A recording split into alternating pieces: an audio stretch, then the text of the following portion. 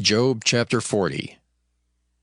Moreover the Lord answered Job and said, Shall he that contendeth with the Almighty instruct him? He that reproveth God, let him answer it.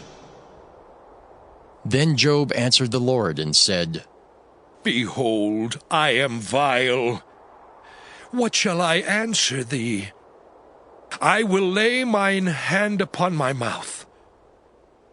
Once have I spoken, but I will not answer. Yea, twice, but I will proceed no further. Then answered the Lord unto Job out of the whirlwind, and said, Gird up thy loins now like a man. I will demand of thee, and declare thou unto me.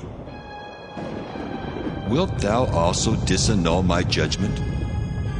Wilt thou condemn me, that thou mayest be righteous? Hast thou an arm like God, or canst thou thunder with a voice like him? Deck thyself now with majesty and excellency, and array thyself with glory and beauty. Cast abroad the rage of thy wrath, and behold every one that is proud, and abase him. Look on every one that is proud, and bring him low, and tread down the wicked in their place. Hide them in the dust together, and bind their faces in secret. Then will I also confess unto thee that thine own right hand can save thee. Behold now Behemoth, which I made with thee. He eateth grass as an ox. Lo, now his strength is in his loins, and his force is in the navel of his belly. He moveth his tail like a cedar. The sinews of his stones are wrapped together. His bones are as strong as pieces of brass. His bones are like bars of iron. He is the chief of the ways of God. He that made him can make his sword to approach unto him. Surely the mountains bring him forth food, where all the beasts of the field play. He lieth under the shady trees in the covert of the reed and fens. The shady trees cover him with their shadow. The willows of the brook compass him about. Behold, he drinketh up a river, and hasteth not. He trusteth that he can draw up Jordan into his mouth. He taketh it with his eyes. His nose pierceth through snares. Job chapter 41. Canst thou draw out Leviathan with an hook, or his tongue with a cord which thou lettest down? Canst thou put a hook into his nose, or bore his jaw through with a thorn? Will he make many supplications unto thee? Will he speak soft words unto thee? Will he make a covenant with thee? Wilt thou take him for a servant forever? Wilt thou play with him as with a bird? Or wilt thou bind him for thy maidens? Shall the companions make a banquet of him? Shall they part him among the merchants?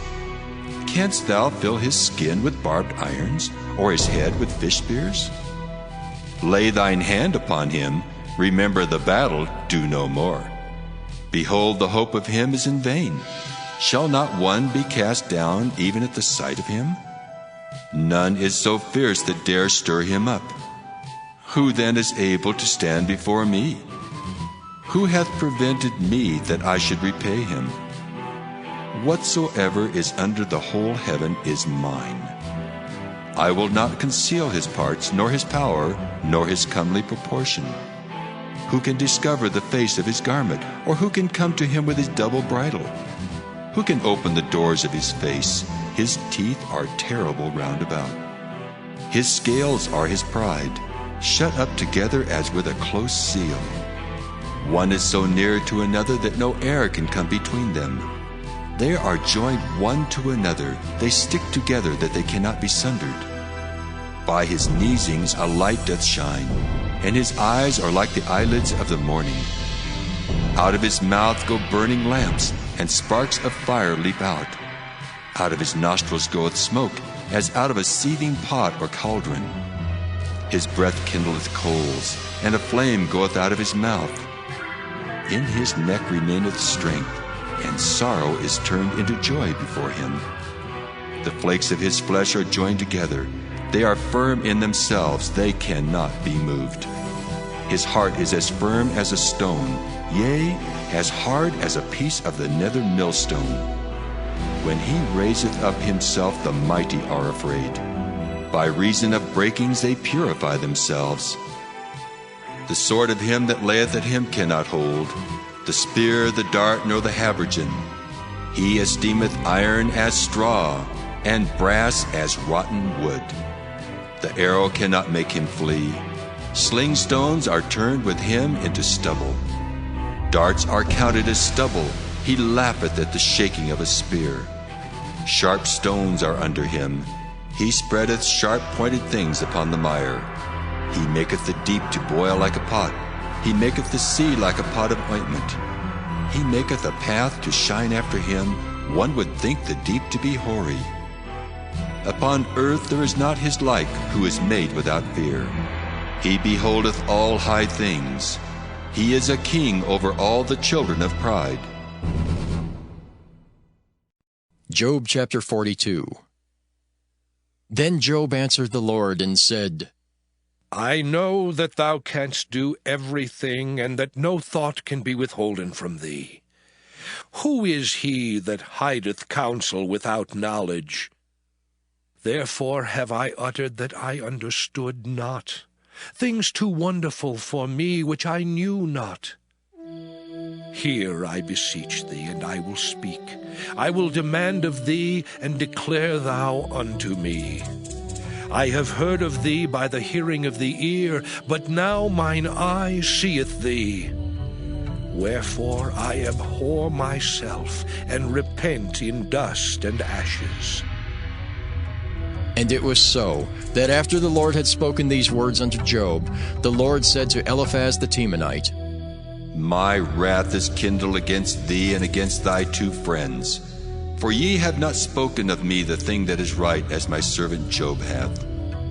Therefore take unto you now 7 bullocks and 7 rams, and go to my servant Job, and offer up for yourselves a burnt offering. And my servant Job shall pray for you. For him will I accept, lest I deal with you after your folly, in that ye have not spoken of me the thing which is right, like my servant Job.